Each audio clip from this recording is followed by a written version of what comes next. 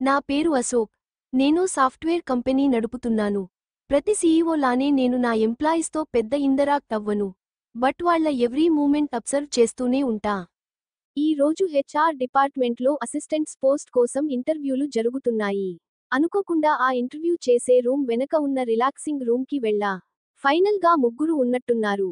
వారిని ఆ రూంలో కూర్చోపెట్టి ఇంటర్వ్యూ చేసే వాళ్ళు వాళ్ళ క్యాబిన్కి వెళ్ళినట్టున్నారు ఎవరిని సెలెక్ట్ చేయాలో డిస్కస్ చేయటానికి. నేను జనరల్గా ఇంటర్వ్యూ జరిగేటప్పుడు ఖాళీగా ఉంటే సీసీలో అబ్జర్వ్ చేసే అలవాటు ఉంది. అలానే ఇప్పుడు కూడా రిలాక్సింగ్ రూంలో కూర్చుని వాళ్ళని అబ్జర్వ్ చేస్తున్నా. ఒక అమ్మాయి డోర్ వైపు చూస్తూ ఇంటర్వ్యూ చేసే వాళ్ల కోసం ఎదురు చూస్తుంది.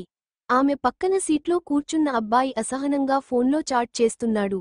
అతని పక్కన సీట్లో కూర్చున్న అబ్బాయి తొంగి తొంగి చూస్తూ మొదటి అమ్మాయికి సైట్ కొడుతున్నాడు. వాడి పాట్లు చూస్తే నాకు నవ్వు వచ్చింది. ఆ అమ్మాయిని చూడటం కోసం అటు వంగి ఇటు వంగి ఎక్కడ సీట్లోంచి కిందపడతాడోనని. వెంటనే హెచ్ఆర్ డిపార్ట్మెంట్కి కాల్ చేసి వాళ్ల ముగ్గురు రెస్యూమ్స్ నాకు మెయిల్ చేయమని చెప్పాను. కాసేపటికి మెయిల్ వచ్చింది. ఆ అమ్మాయి పేరు మోహన. పేరు నాకు చాలా బాగా నచ్చింది. మనిషి కూడా బాగానే ఉంది. తన రెస్యూమ్ కూడా సింపుల్గా ఉన్నా ఇంప్రెసివ్గా ఉంది. ఇక ఆ చాటింగ్ గాడి పేరు శ్రీకాంత్. ఇక ఆ సీట్లో కూర్చోలేకపోతున్నవాడి పేరు శ్రీనివాసరాజు. పక్కన బ్రాకెట్లో సైల్గా రాజ్ అని పెట్టుకున్నాడు. ఆ సదరు రాజ్ గారి రెస్యూమ్ ఓవర్ క్వాలిఫికేషన్స్తో ఓవర్ ఎక్స్పీరియన్స్తో ఉంది. మహానుభావుడు వాలకం చూస్తే ఉద్యోగం కోసం వచ్చినట్టు కనిపించటం లేదు. ఆ అమ్మాయికి సైట్ కొట్టటానికి వచ్చినట్టున్నాడు. వెంటనే హెచ్ఆర్కి కాల్ చేసి మోహనని మాత్రం తీసుకుని మిగతా వారిని పంపించేయమని చెప్పాను. మరుసటి రోజు ఆమెకు ఆఫీస్ని పరిచయం చేస్తూ నా దగ్గరకు తీసుకువచ్చి నా గురించి చెప్పారు. ఆమె చాలా చక్కటి నవ్వుతో నాకు షేక్ హ్యాండ్ ఇచ్చి మీ గురించి కంపెనీ సైట్లో చదివాను. You are such a inspiring person sir అంటూ నా మొహాన ఓ గౌరవప్రదమైన కాంప్లిమెంట్ పడేసి వెళ్ళిపోయింది. రోజులు గడుస్తున్నాయి. నా గర్ల్ ఫ్రెండ్ సునయన అబ్రాడ్లో ఏదో రీసెర్చ్ టీంకి సెలెక్ట్ అయ్యాను అని, నేను వద్దంటున్నా 3 ఇయర్స్ కోసం వెళ్ళిపోయింది. నాకు చిరాకుగా అసహనంగా ఉంది. ఆమె ఎప్పుడూ ఇంతే నేను చెప్పేది ఏది వినదు, తనకు కావలసినట్టు చేసుకుంటూ పోతుంది. తనో బయాలజిస్ట్, తనకి తన చదువు అన్నా, కెరీర్ అన్న ప్రాణం, ఎంతంటే వాటి కోసం నన్ను కూడా లెక్క చేయనంత. ఆ చిరాకులో ఉండగానే మోహన వచ్చింది చేతిలో పెళ్లి కార్డుతో. ఎందుకో కానీ ఆమె డల్గా ఉన్నట్టనిపించింది. ఆమె పెళ్లికి ఆహ్వానించి వెళ్ళిపోయింది. అందరూ పెళ్లిళ్లు చేసుకుంటున్నారు. నేను ఎప్పుడు ఇలా పెళ్లి చేసుకుంటాను అనుకుంటూ కార్డ్ ఓపెన్ చేశాను. వెధవ చివరికి సాధించాడు. పెళ్లి కొడుకు ఎవరో కాదు రాజ్, అదే ఆ శ్రీనివాసరాజ్. వీడు నయం 6 నెలలో పిల్లను చూడటం, ప్రేమించటం, పెళ్లి చేసుకోవటం కూడా అయిపోతుంది. నేను 5 ఏళ్ల నుంచి రిలేషన్లో ఉన్నా తనతో తనివితీరా మనసులో భావాలు పంచుకుంది కూడా లేదు. రోజులు ఏంటో చాలా నిదానంగా గడుస్తున్నట్టు అనిపిస్తుంది. కానీ ప్రాజెక్ట్ నిన్న ఒప్పుకున్నట్టు ఉంటుంది. రేపు డెడ్ లైన్ డేట్ కనపడుతుంది. నా మనసులో వెలితి మాత్రం రోజు రోజుకి పెరుగుతుంది. సరిగ్గా మోహన పెళ్లికి పిలిచిన 6 నెలల తరువాత హెచ్ఆర్ డిపార్ట్మెంట్ నుంచి ఫోన్, సార్ మీరు ఆ రోజు అపాయింట్ చేసిన మోహన హస్బెండ్ చనిపోయాడు, సో ఆమె ఓ నెల నుంచి రావట్లేదు. జనరల్గా ఓ 15 డేస్ లీవ్స్ వరకు నేను హ్యాండిల్ చేస్తాను. కానీ నెల అవుతున్నా ఆమె రాలేదు. ఆమెను ఉద్యోగంలోంచి తీసేసేముందు మీకు ఓసారి ఇన్ఫార్మ్ చేద్దాం అని, ఎందుకంటే ఆమెను సెలెక్ట్ చేసింది మీరే కదా. సరే, కంపెనీ రూల్స్ ప్రకారం ప్రొసీడ్ అవ్వండి. ఎందుకైనా ఓసారి ఆమెను కాంటాక్ట్ చేసి ఆమెకు కూడా విషయము చెప్పండి. సరే సార్. అయ్యే పాపం పెళ్లి అయ్యి 6 నెలలు అంతే, ఇంతలోనే ఇలా జరిగిపోయింది. మనసుకు ఎందుకో బాధగా అనిపించి, ఆ రోజు ఆఫీస్ నుంచి త్వరగా బయలుదేరి మా అక్క వాళ్ళింటికి వెళ్ళా వాళ్ళ పిల్లలతో ఆడుకోవటానికి. ఓ అందమైన 2 అంతస్తుల ఇల్లు, 2 అంతస్తులో బెడ్ పై తల వైపు ఆనుకుని కూర్చుని ఓ అమ్మాయి ఏడుస్తూ, తన జీవితంలోని మలుపులను నెమరు వేసుకుంటుంది. నా పేరు మోహన. ఓ అందగతైను కాకపోయినా బాగానే ఉంటాను. చామన ఛాయ, 5.6 అంగుళాల ఎత్తుతో, ఎత్తుకు తగ్గ బరువు రూపు రేఖలుతో పొడవైన జుట్టుతో, చూడగానే చూపరుల మనసులో ఈ అమ్మాయిలో ఏదో ఉంది అనిపిస్తుంటానని దగ్గర స్నేహితులు అంటుంటారు. నా ఎంబీఏ పూర్తి అవ్వటంతోటే 2-3 కంపెనీస్లో డిఫరెంట్ సెక్షన్స్లో ఇంటర్న్షిప్ చేశాను, లైక్ రిక్రూట్మెంట్, అడ్మిన్ అలాగా. ఆ తరువాత ఎస్ఏ అనే కంపెనీలో ఓపెనింగ్స్ ఉంటే వెళ్ళా. అక్కడ నాకు జాబ్ వచ్చింది. జాబ్తో పాటు ఓ తలనొప్పి కూడా తగులుకుంది. అదే రాజ్, శ్రీకాంత్ నాతో పాటు ఫైనల్ దాకా వచ్చినవారు. శ్రీకాంత్ గర్ల్ ఫ్రెండ్ తనని కలుస్తానని లేట్ చేస్తున్నందుకు చాటింగ్లోనే చంపేస్తుంది. ఈ రాజ్ ఏమో ఆఫీస్లో అందరూ చూస్తున్నారు అనే సెన్స్ కూడా లేకుండా చాలా ఇబ్బందికరంగా బిహేవ్ చేస్తున్నాడు. నన్ను సెలెక్ట్ చేసి వాళ్ళని వెళ్ళిపొమ్మనటంతో వాళ్ళిద్దరూ వెళ్ళిపోయారు. నేను ఫార్మాలిటీస్ కంప్లీట్ చేసుకుని బయటకు వచ్చేటప్పటికి ఏదో కాపలా భటుడు నుంచున్నట్టు బయటే నుంచొని ఉన్నాడు రాజ్. అతనిని చూడగానే నా కోపం నశాలానికి అంటింది. కానీ కోపం చూపించే ఓపిక కూడా లేదు. ఆకలితో నీరసం వచ్చేసింది. రాజ్ నాతో మాట్లాడాలని కాఫీకి ఇన్వైట్ చేశాడు. నాకు కూడా ఏదన్నా బొజ్జకి వేసుకుని ఓపిక తెచ్చుకుని ఈ రాజ్కి అర్థమయ్యేటట్టు చెప్పి వదిలించుకోవాలని అతని వెనకే ఎదురుగా ఉన్న కాఫీ షాప్కి వెళ్ళా. అక్కడికి వెళ్ళేటప్పటికి శ్రీకాంత్ బాధగా మొహం పెట్టుకుని కూర్చుని ఉన్నాడు. పాపం జాబ్ రాలేదన్న బాధలో ఉన్నాడని వెళ్ళి పలకరించా. ఏంటి బ్రదర్ డల్గా ఉన్నారు? అతను నన్ను చూసి, హే మీరు సెలెక్ట్ అయ్యారు కదూ, సారీ నా గర్ల్ ఫ్రెండ్ గోలలో కనీసం మిమ్మల్ని విష్ కూడా చేయకుండా వచ్చేసా. Congratulations, I am very happy for you. Group డిస్కషన్లో ఓ సందర్భంలో మీరు మెన్షన్ చేశారు ఇది మీ ఫస్ట్ జాబ్ ఇంటర్వ్యూ అని. మొత్తానికి ఫస్ట్ అటెంప్ట్లోనే మంచి జాబ్ తెచ్చుకున్నారు. థాంక్యూ. కానీ మీరెందుకు చాలా డల్గా ఉన్నారు? జాబ్ గురించా? చచ్చే జాబ్ గురించి కాదు. నా గర్ల్ ఫ్రెండ్ నా గురించి వెయిట్ చేసి చేసి నేను వచ్చే లోపల కోపంగా వెళ్ళిపోయింది. అబ్బో అయితే పెద్ద కష్టమే వచ్చి పడిందన్నమాట అన్నాడు రాజ్. ముగ్గురం ఓ టేబుల్ దగ్గర కూర్చున్నాం. రాజ్కి అసహనంగా ఉంది. తను నాతో పర్సనల్గా మాట్లాడాలని పిలిస్తే నేను శ్రీకాంత్ని అంటిపెట్టుకు కూర్చున్నానని. కాసేపటికి శ్రీకాంత్ చాటింగ్లో చేసిన కాళ్ల బేరాలు పనిచేసి అతని గర్ల్ ఫ్రెండ్ తిరిగి వచ్చింది. ఆమె చాలా అంటే చాలా అందంగా ఉంది. బ్యూటీ పార్లర్ రన్ చేస్తుందంట. శ్రీకాంత్ ఆమెను నాకు పరిచయం చేశాడు. ఆమె పేరు విష్ణుప్రియ. కానీ శ్రీకాంత్ ఆమెని విష్ణు అని పిలుస్తున్నాడు. తక్కువ సమయంలోనే మేమిద్దరం స్నేహితులం అయిపోయాం. ఫోన్ నెంబర్లు కూడా ఎక్స్చేంజ్ చేసుకున్నాం. ఆ రోజు రాజ్ తను నాతో చెప్పాలనుకుంది చెప్పలేకపోయాడు. కానీ మరుసటి రోజు ఆఫీస్ అయిపోయే టైంకి వచ్చి కాఫీకి పిలిచాడు. నేను కుదరదన్నాను. రాజ్ కూడా మొండిగా అలా రోడ్డు మీదే నాకు ప్రపోజ్ చేశాడు. నేను నో చెప్పేసి వెళ్ళిపోయా. నాకు శ్రీకాంత్ ప్రియలతో మంచి స్నేహం కుదిరింది. సో వాళ్లను తరచూ కలుస్తుంటా. అలా వెళ్ళినప్పుడల్లా వాళ్లతో రాజ్ ఉండేవాడు. నాకు తెలుసు తను నా కోసమే వస్తున్నాడని, కానీ నానుంచి రెస్పాన్స్ ఉండేది కాదు. ఇలా 6 నెలలు గడిచినాయి. ఓ రోజు రాజ్ నన్ను నిలదీశాడు. ఎందుకు తన ప్రేమని యాక్సెప్ట్ చేయట్లేదని. నాకు తనపై అలాంటి ఒపీనియన్ లేదని, తన పైన మాత్రమే కాదు ఎవరిపై అలాంటి ఒపీనియన్ లేదని, లైఫ్లో సెటిల్ అయ్యాక మా పేరెంట్స్ చూపించిన అబ్బాయిని చేసుకుంటానని చెప్పేశా. చిత్రంగా ఆ తరువాత అతను నాకు కనిపించలేదు. కానీ 2 రోజుల తరువాత మా ఇంటి నుంచి ఫోన్ వచ్చింది నాకు పెళ్లి ఫిక్స్ చేశామని. నేను చెప్పేది ఎవరూ వినలేదు. మంచి సంబంధం అబ్బాయి వాళ్లు కోరి మరి వచ్చారు. బాగా కలిగిన వాళ్లు పైగా మన మోహనని ప్రేమించి, వాళ్ళింట్లో పట్టుపట్టి మరీ ఒప్పించి వాళ్ళని సంబంధం మాట్లాడటానికి పంపించాడని ఓ తెగ సంబరపడిపోతున్నారు. ఆ సంబరంలో కూతురి మనసులో మాటను గ్రహించలేకపోయారు. పెళ్లి ఘనంగా జరిగిపోయింది. ఫస్ట్ నైట్ రూంలో కళ్లల్లో నీళ్లతో నుంచుని ఉన్న మోహనని చూడగానే రాజ్కి తప్పు చేశానా అనే అపరాధ భావన కలిగింది. నువ్వు కోరుకున్నట్టే మీ పేరెంట్స్ అనుమతితోనే పెళ్లి చేసుకున్నాను కదా, కానీ నువ్విలా బాధపడుతున్నావెందుకు? మోహన ఏడుస్తూనే, నేను నా కెరీర్లో సెటిల్ అయ్యి నాకంటూ ఓ గుర్తింపు తెచ్చుకున్న తరువాత మా అమ్మా నాన్నలు చూసిన సంబంధాన్ని ఇష్టంగా మనస్ఫూర్తిగా చేసుకోవాలనుకున్నాను. కానీ నీ వల్ల నేను కోరుకున్నది ఏది కాలేదు. కెరీర్లో సెటిల్ కాలేదు. మా అమ్మ నాన్న కనీసం ఈ పెళ్లి నాకిష్టమో కాదో అడగలేదు సరికదా, నేను చెప్పేది కూడా వినిపించుకోలేదు. అంతా నీ వల్లే. రాజ్ నువ్వెందుకు అలా ఆలోచిస్తున్నావ్? నీకు మంచి జాబ్ ఉంది. నువ్వు పెళ్లి చేసుకున్నంత మాత్రాన నీ కెరీర్కి వచ్చే అడ్డేముంది? నేనైతే అడ్డు చెప్పనని మాటిస్తున్నా. ఇక పెళ్లి మీ పేరెంట్స్ తెచ్చే సంబంధం చేసుకుంటానని నువ్వే చెప్పావు. అందుకే మీ వాళ్లని మా వాళ్లని ఒప్పించి పెళ్లి చేసుకున్నా. నువ్వు అనవసరంగా ఈ విషయాన్ని భూతద్దంలో చూసి నువ్వు బాధపడి నన్ను బాధపెడుతున్నావు. మోహన కోపంగా రాజ్ వైపు చూసి ఇతనికి ఎన్ని చెప్పినా అవతలి వాళ్ల ఫీలింగ్స్ అర్థం చేసుకోడు. తనకు నచ్చినట్టే చేస్తాడనుకుని మంచం మీద అటుతిరిగి పడుకుని కళ్ళు మూసుకుంటూ, నన్ను టచ్ చేసే ధైర్యం మాత్రం చేయకు, పరిణామాలు చాలా తీవ్రంగా ఉంటాయని వార్నింగ్ ఇచ్చి పడుకుంది.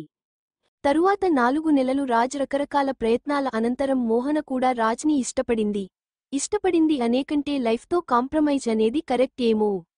వాళ్ళిద్దరూ కలిసిమెలిసి 2 నెలలు ఉన్నారు అంతే. ఈ లోపే విధి వారిని యాక్సిడెంట్ రూపంలో విడతీసి రాజ్ని తనతో తీసుకుపోయింది. రాజ్ పెద్దకర్మ రోజు తెలిసింది మోహన ప్రెగ్నెంట్ అని. మోహన నాన్న ఆ ప్రెగ్నెన్సీని అబార్షన్ చేయించేసి వేరే పెళ్లి చేస్తానంటున్నాడు. రాజ్ అన్నయ్యకు పెళ్లై చాలా సంవత్సరాలు అయినా పిల్లలు లేరు. ఇక పుట్టే అవకాశం లేదని డాక్టర్లు తేల్చేశారు. అందుకని అతను ఆ బిడ్డని కని తమకు ఇచ్చేయమంటున్నాడు. మోహనకి ఆలోచిస్తుంటే పిచ్చి పడుతుంది. తన భర్త చనిపోయి తన బాధలో తను ఉంటే ఎవరికి అది పట్టటం లేదు. ఒకరికి తన కడుపులో బిడ్డ కావాలి, మరొకరు కడుపులో బిడ్డను కడుపులోనే చంపేసి తల్లి భవిష్యత్తును తీర్చిదిద్దాలని చూస్తున్నారు. ఆ రోజు అంతే తన ఇష్టంతో పని లేకుండా పెళ్లి చేసేశారు. ఈ రోజు అంతే తన అభిప్రాయంతో పని లేకుండా తన జీవితానికి సంబంధించిన నిర్ణయాలు తీసేసుకుంటున్నారు. మోహన ఒక నిర్ణయానికి వచ్చింది. 2 రోజుల క్రితం ఆఫీస్ నుంచి వచ్చిన ఫోన్ కాల్ తనను ఈ నిర్ణయం తీసుకునేలా చేసింది. ఇప్పుడు తను పుట్టింటిలో ఉంది కాబట్టి పొద్దున 10 దాటిన తరువాత నాన్న, అన్నయ్య ఇద్దరూ వారి వారి పనుల మీద బయటకు వెళ్లగానే అమ్మ వంట గదిలోని పనిలో ఉండగా తన లగేజ్, సర్టిఫికెట్లు తీసుకుని బయటకు వచ్చేసింది. నిజానికి తను తన ఇంట్లో వాళ్లతో గొడవలు పడాలనుకోలేదు. ఒకవేళ అలా గొడవపడినా లాభం ఉండదు.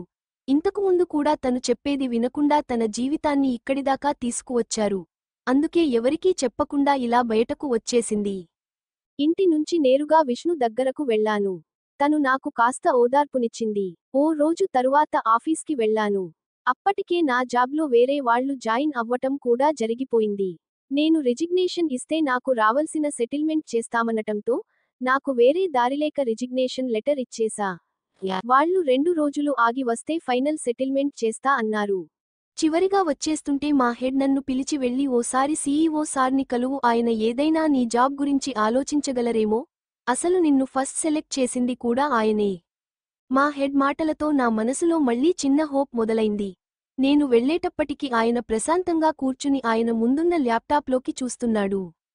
చెప్పండి మోహన సార్, అది నేను బాధలో ఉండి సరైన ఇన్ఫర్మేషన్ ఇవ్వకపోవటం వల్ల నా జాబ్ వదులుకోవాల్సి వచ్చింది. ఇంకేదైనా నా క్వాలిఫికేషన్ తగ్గ జాబ్ మీరు రిఫర్ చేయగలిగితే నాకు హెల్ప్ఫుల్గా ఉంటుంది. ప్రస్తుతానికి మన కంపెనీలో ఓపెనింగ్స్ లేవు. ఏదన్నా ఉంటే మిమ్మల్ని మళ్లీ తీసుకోమని మన హెచ్ఆర్ డిపార్ట్మెంట్లో చెబుతాను. Thank you sir. నేను ఆఫీస్కి వెళ్లి వచ్చేటప్పటికి మా అన్నయ్య విష్ణు దగ్గరకు వచ్చాడంట నా గురించి ఇన్ఫర్మేషన్ ఏమన్నా తెలుస్తుందని. విష్ణు నా గురించి తెలీదని చెప్పిందట, కానీ అన్నయ్య మళ్లీ వస్తాడేమో అనే అనుమానం రావటంతో నేను విష్ణు దగ్గర నుంచి హాస్టల్కి షిఫ్ట్ అయిపోయా. 2 రోజుల తరువాత ఆఫీస్కి వెళ్ళా. ఫైనల్ సెటిల్మెంట్ జరిగిపోయింది.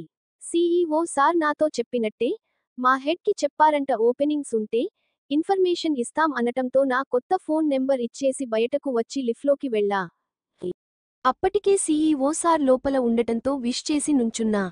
ఈ రోజు మోహన వచ్చింది. మనిషి బాగా చిక్కిపోయి ఉంది. అంత బాధలో కూడా మళ్లీ జాబ్ కావాలని వచ్చింది. బహుశా తను జాబ్ నీడ్లో ఉన్నట్టుంది. నేను హెచ్ఆర్ డిపార్ట్మెంట్కి రికమెండ్ చేశా. కానీ నాకు తెలుసు ఖాళీలు లేవని, ఏదన్నా సహాయం చేయాలని ఉంది, కానీ నేను ఎవరితో నా అవసరానికి మించి మాట్లాడింది లేదు. ఆ రోజు ఓ ప్రాజెక్ట్ ఫైనల్గా క్లయింట్కి హ్యాండోవర్ చేయాల్సి ఉండటంతో ఆ పనిలో బిజీ అయిపోయా. 2 రోజుల తరువాత ఆఫీస్ మధ్యలో అక్క ఫోన్ చేసింది. అక్క కొడుకు చిన్నుకి జ్వరంగా ఉంది. బావ క్యాంపుకి వెళ్లాడు. వచ్చి హాస్పిటల్కి తీసుకువెళ్లమని. సరేనని నేను కిందకి రావటానికి లిఫ్ట్లోకి వచ్చా.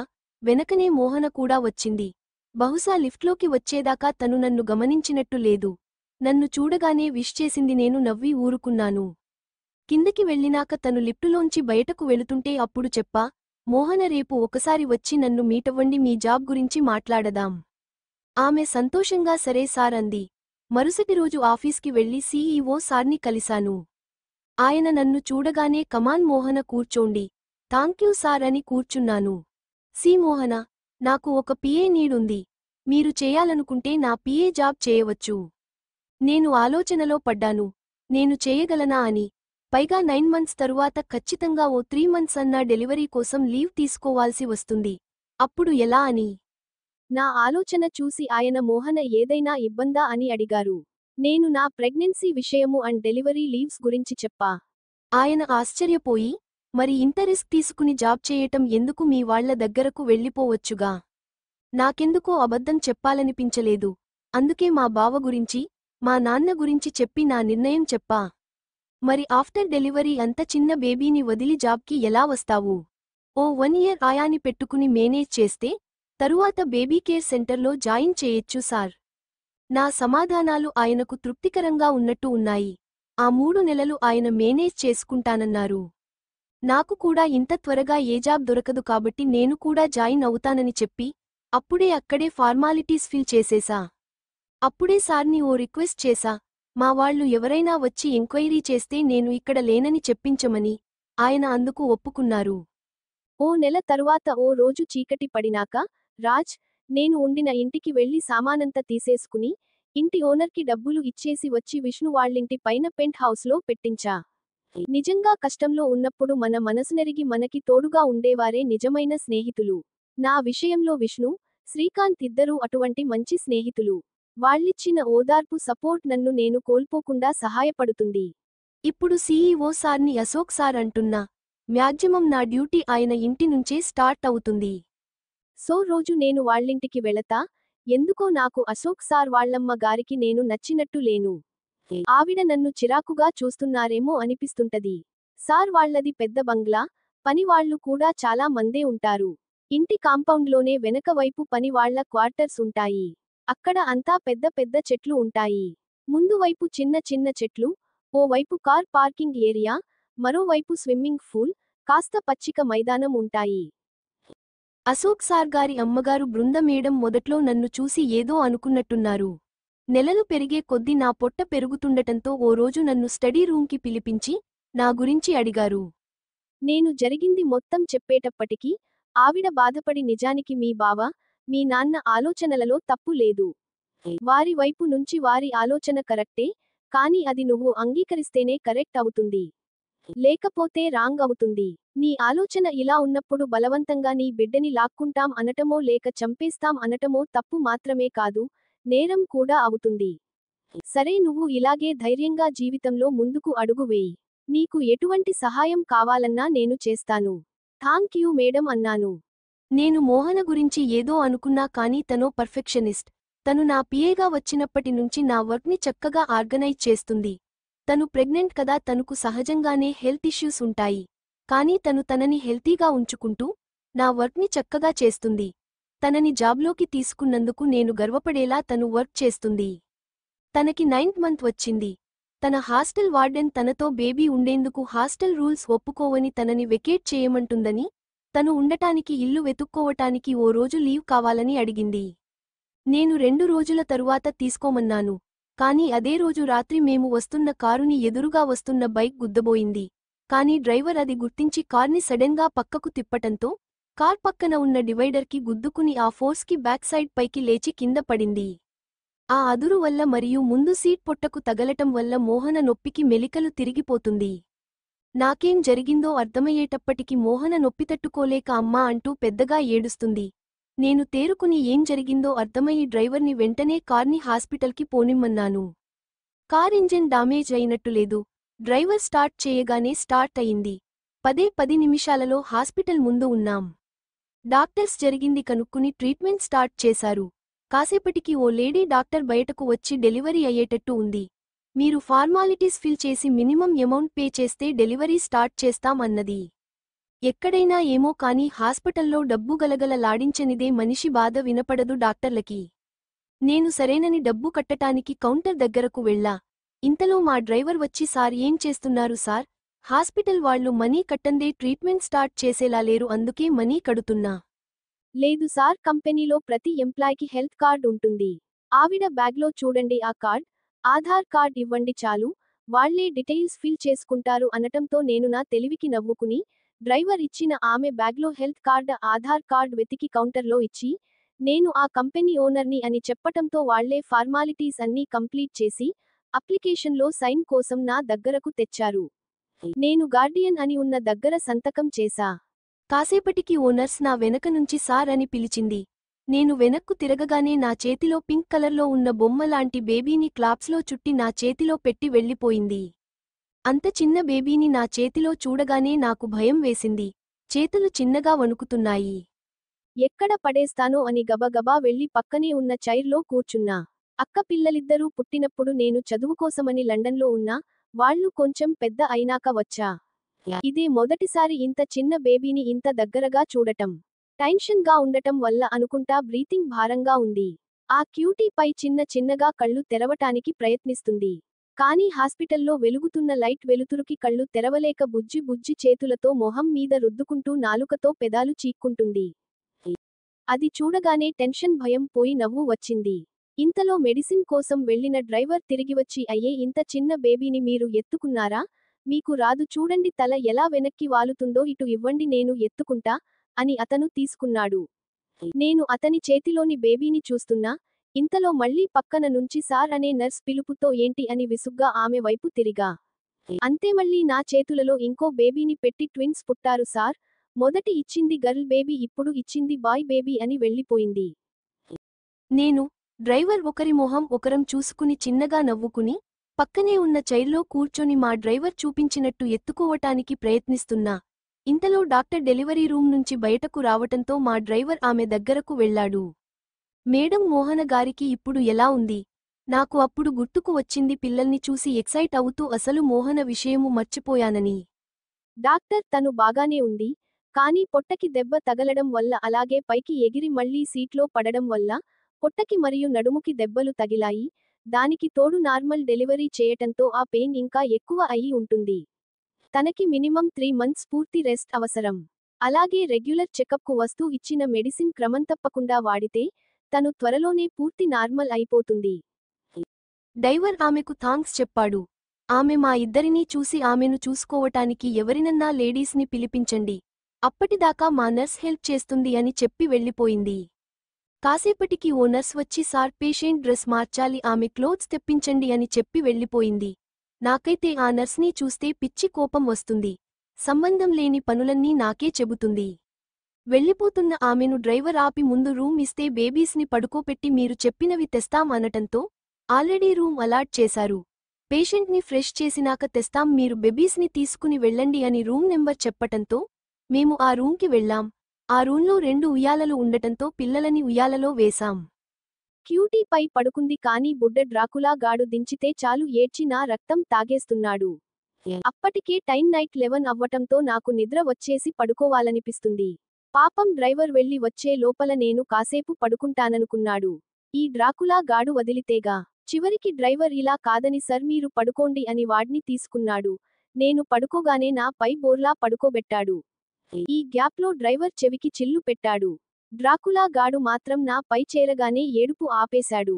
డ్రైవర్ చిన్నగా నవ్వి సార్ పిల్లలు మొదటిగా ఎవరు ప్రేమగా ఎత్తుకుంటే వాళ్లకి కనెక్ట్ అయిపోతారంట, అందుకే ఆ బుజ్జిగాడు మీకు కనెక్ట్ అయిపోయాడు. నేను నవ్వి వాడి పై చెయ్యి వేసి కళ్ళు మూసుకున్నా.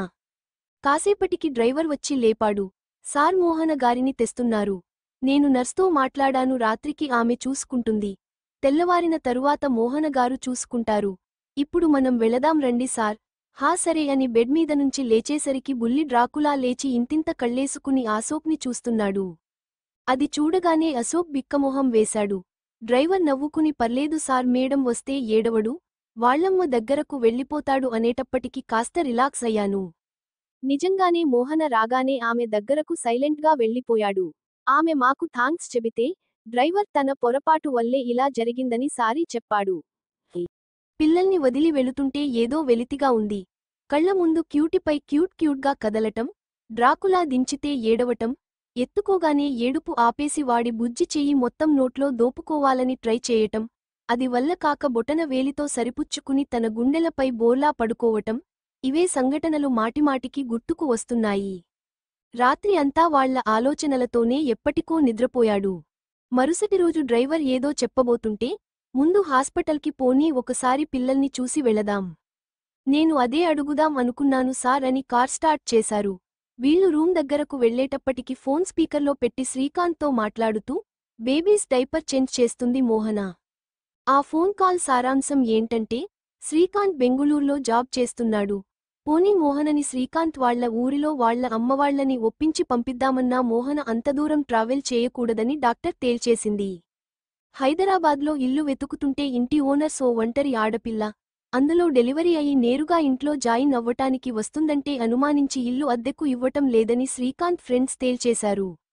విష్ణు ఇంటికి వెళదాం అంటే విష్ణు తన రిలేటివ్ పెళ్లికి గెస్ట్ కమ్ బ్యూటీషియన్ గా వెళ్ళింది. తిరిగి రావటానికి 10 రోజులు పడుతుంది. పైగా వాళ్ళింటికి అప్పుడప్పుడు మోహన అన్నయ్య, బావా మోహన గురించి ఏమన్నా తెలుస్తదేమోనని వచ్చి వెళుతుంటారు. హాస్టల్ వార్డెన్ ఒప్పుకోనని ముందే చెప్పింది. ఈ హాస్పిటల్ వాళ్ళు సాయంత్రం డిశ్చార్జ్ చేస్తాం అంటున్నారు. ఈ పరిస్థితులలో తిరిగి ఇంటికి వెళ్లటం తప్పితే వేరే దారిలేదు. కానీ ఇంటికి వెళ్లిన మరుక్షణం పిల్లలని తన నుంచి దూరం చేసేస్తారు. ఏం చేయాలో అర్థం కావట్లేదు అని ఏడుస్తుంది మోహన. శ్రీకాంత్ మోహన నువ్వు ఏడవకు ముందు నేను బయలుదేరెక్కడికి వస్తా ఏం చేయాలో తర్వాత ఆలోచిద్దాం సరేనా?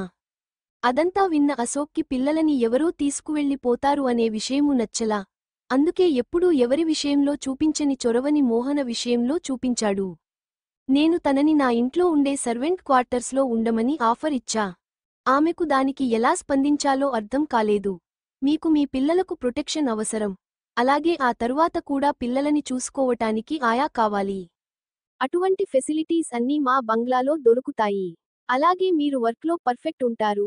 మీ పక్కనే మీ పిల్లలు సేఫ్గా ఉంటే మీరు ఇంకా బాగా వర్క్ చేయగలుగుతారు. సో మీరు కావాలనుకుంటే మా బంగ్లాకి రావచ్చు. మోహనకి ఏ దారి లేదు అనుకున్నప్పుడు అన్ని రకాలుగా అనువైన దారి దొరికేసరికి చాలా సంతోషంగా అనిపించటంతో కళ్లల్లో నీళ్లతో చాలా థాంక్స్ సార్ అని చెప్పింది. మోహన అశోక్ ఇంట్లోని క్వార్టర్స్కి వచ్చింది. అశోక్ మోహనకు మోహన పిల్లలకు హెల్ప్ చేయటానికి చిన్నప్పుడు తనని చూసుకున్న ఆయాను పెట్టాడు. అప్పుడప్పుడు అశోక్ అమ్మ బృంద కూడా వచ్చి పలకరించి కాసేపు పిల్లలతో గడిపి వెళుతుంది. అశోక్ అయితే ఆఫీస్ టైంలో తప్పితే మిగతా టైనంతా క్యూటీపై డ్రాకులా దగ్గరే ఉంటున్నాడు. బంగ్లాలో అందరికీ బుజ్జి డ్రాకులా అంటే భయం. వాడ్ని ఒకటి మోహన అన్నా ఎత్తుకోవాలి, లేకుంటే అశోక్ అన్నా ఎత్తుకోవాలి.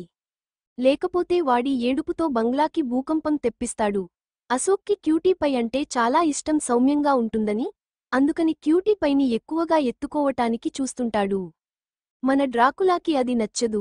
అశోక్ ఎత్తుకుంటే తననే ఎత్తుకోవాలి, కాదని క్యూటీపైని ఎత్తుకున్నాడా వీడు టాపు లేపేస్తాడు. 3 మంత్స్ తరువాత మోహన జాబ్లో జాయిన్ అయింది. రోజు రోజుకి అశోక్కి పిల్లల మధ్య బాండింగ్ పెరుగుతుంది. అది ఎంతంటే పిల్లలకి 10 నెలలు ఉంటాయనుకుంటా. అప్పుడు ఒకరోజు రాత్రి పిల్లలిద్దరికీ జ్వరం వచ్చి ఒకటే ఏడుపు. అశోక్ రూమ్ బాల్కనీలోంచి పిల్లల ఏడుపులు విని ఉలిక్కిపడి లేచి వాళ్ల దగ్గరకు వెళ్లి విషయము తెలుసుకుని రాత్రంతా మోహనతో పాటు కూర్చొని వాళ్ల ఒళ్ళు తుడుస్తూ టెంపరేచర్ చెక్ చేస్తూ ఉండిపోయాడు. తెల్లవారాక కూడా ఆఫీస్కి వెళ్లకుండా మోహన వాళ్లని హాస్పిటల్కి తీసుకువెళితే వాళ్లతో పాటు వెళ్లి డాక్టర్ ఏం లేదు వాతావరణం చేంజ్ వల్ల అంటే కానీ శాంతించలేదు.